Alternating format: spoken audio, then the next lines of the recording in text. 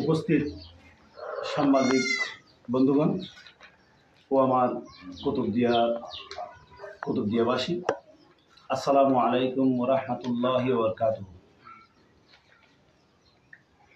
সাম্প্রতিক দু এক দিনের ভিতরে 10 তারিখ থেকে আমাদের উপর যে মিথ্যা অপবাদ দিয়ে ফেসবুক মিডিয়া আমাদেরকে সন্ত্রাসী, চাঁদাবাজি এবং জলদস্যু, ভূমিদস্যু এবং ডাকাত নামে যে আখ্যায়িত করে ফেসবুকে যেভাবে আমাদেরকে মানহানি করেছেন, সেটার আমরা তীব্র নিন্দা জানাই।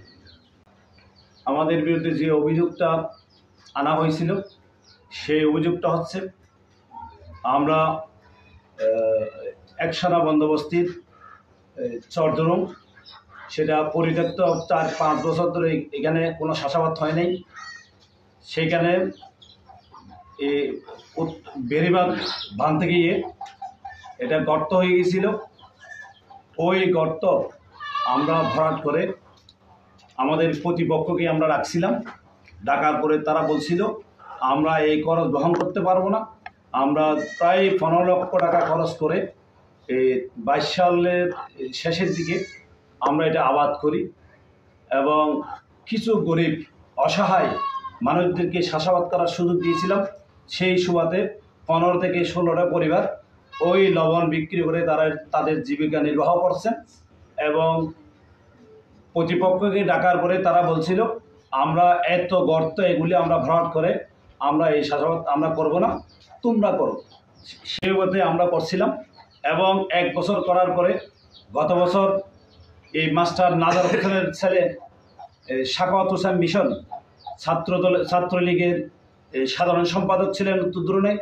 তার নেতৃত্বে প্রায় 70 থেকে 80 জন ছাত্রলীগের কর্মী নিয়ে বাহিনী নিয়ে আমার শাসাদেরকে অত্যাচার করছিল, হামলা করছিল এবং তারা আমাদের থেকে 2 লক্ষ টাকা চাঁদাবাজি এবং চাঁদা নিয়েছিল।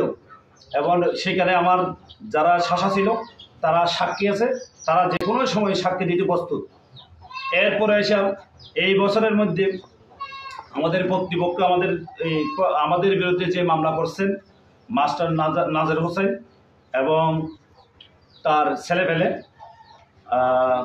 মাস্টার নাজার হোসেন, যে নাজার হোসেন কিছু জমির নিয়ে আমাদের বিরোধ ছিল, খতিয়ানি জায়গা নিয়ে। এই খতিয়ানি জায়গার মধ্যে এখানে দেখেন মৌজা চরদরুম বিএস খতিয়ান নাম্বার 32, এই খতিয়ানের মধ্যে জায়গা আছে আমাদের 5 একর 48 শতক। আর মৌজা উত্তরদরুম এই খতিয়ানের মধ্যে আমাদের জায়গা আছে 21 একর 60 শতক। এই জমি নিয়ে আমরা যখন তাদেরকে বারবার তাগিদ দিচ্ছি আমাদের জায়গাগুলি মারতে হবে, আমাদের জমি আপনাদের ভিতরে 4 থেকে 5 কানি সম্পত্তি আমাদের জায়গা আপনারা জোর করে লুকায়িত রেখে আপনারা ভোগ করতেছেন। এদের প্রভাব দেখে, ছাত্রলীগের প্রভাব দেখে আমাদের এই জায়গাগুলি তারা মাপতে বললো, মাপে না এবং আমাদের হুমকি দামকি দেয়। এরপরে আমরা বারবার তাদেরকে বলে আসতেছি 2 বছর ধরে। শেষের দিকে হচ্ছে 26/10 শুক্রবার তারা একটা টাইম দিয়েছিল।